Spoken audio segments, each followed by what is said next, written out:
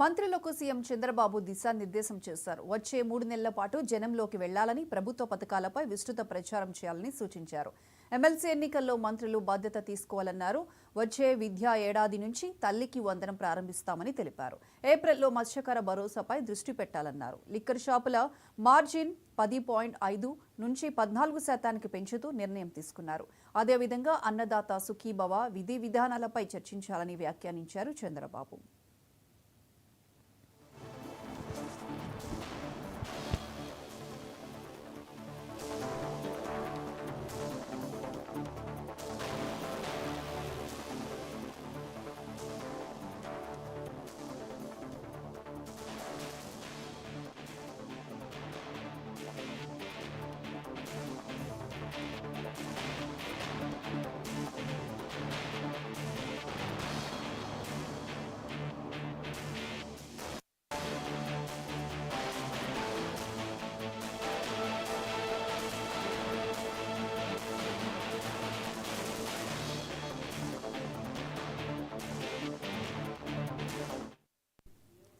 మంత్రులకు సీఎం చంద్రబాబు దిశానిర్దేశం చేశారు. వచ్చే 3 నెలల పాటు జనంలోకి వెళ్లాలని, ప్రభుత్వ పథకాలపై విస్తృత ప్రచారం చేయాలని సూచించారు.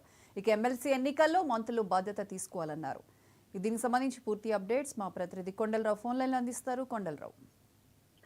ప్రియాంక, ఏపీ కేబినెట్ సమావేశం చంద్రబాబు అధ్యక్షతన ఈ రోజు ఉదయం జరిగింది. దీనిపై కూడా 21 అంశాలపై కూడా కేబినెట్ నిర్ణయం తీసుకున్నట్టు కూడా తెలుస్తుంది. దీంతో పాటు ఏదైతే రాబోయే 3 నెలల్లో మంత్రులందరూ కూడా ఏదైతే ప్రభుత్వ పథకాలు ఉన్నాయో వాటి మీద కూడా విస్తృతంగా ప్రజల్లోకి వెళ్ళి ప్రచారం చేయాలంటూ కూడా చంద్రబాబు మంత్రులందరికీ దిశానిర్దేశం చేయటం జరిగింది. ఏదైతే చంద్రబాబు ప్రభుత్వం కూటమి ప్రభుత్వం అధికారంలోకి వచ్చిన తర్వాత వీళ్ళందరూ కూడా పథకాలు ఉన్నాయో ఆ పథకాలు జనాల్లోకి విస్తృతంగా తీసుకొని వెళ్ళి సూపర్ శిక్ష పథకాలు కావచ్చు, ఏదైతే కూటమి ప్రభుత్వం చేసిన పథకాలన్నీ కూడా ప్రజల్లోకి వెళ్తున్నాయా లేదా అనే దాని మీద కూడా ఖచ్చితంగా మీరు అందరూ వెళ్ళి దీని మీద దిశానిర్దేశం చేయాలంటూ కూడా చంద్రబాబు మంత్రులకి దిశానిర్దేశం చేశారు.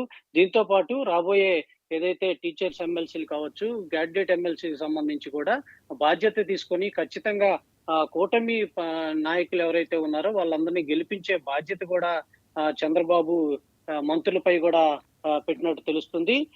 టోటల్ గా ఏదైతే మంత్రులకి చంద్రబాబు గట్టి దిశానిర్దేశం చేసినప్పటికీ మంత్రులందరూ కూడా ఇక నుంచి రాబోయే 3 నెలల్లో ఖచ్చితంగా ప్రజల్లో ఉండాలంటూ కూడా చంద్రబాబు మంత్రులకి బాధ్యత అప్పగించినట్టు తెలుస్తుంది. Priyanka. Right Kondalarao, thank you.